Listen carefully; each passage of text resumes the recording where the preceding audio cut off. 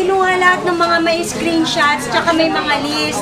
Tapos, inuwi ni Sir Jobert yung lahat ng mga file nun, at ang pangako niya, Wednesday ng alauna ng hapon, i-release yung lahat ng mga cheque na kaayos na. Naghintay kami kahapon, alauna na madaling araw, nag-start ng releasing ng cheque. Pero hindi, yes, 1 o'clock in the morning. Kaninang madaling araw yon. That was the second consecutive night na kami na nandito.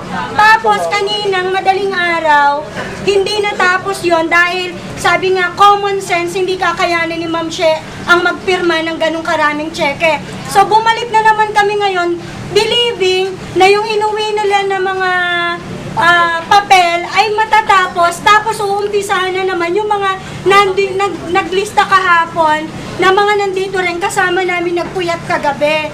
So, ang tanong po namin ngayon kung kailangan ulit ng another screenshots, ano na nangyari sa mga screenshots namin, napakakapal, na ginastusan din ng mga downlines, pinagpuyatan, mawawala na naman yun ng kabuluhan, sir. Tama! Tama!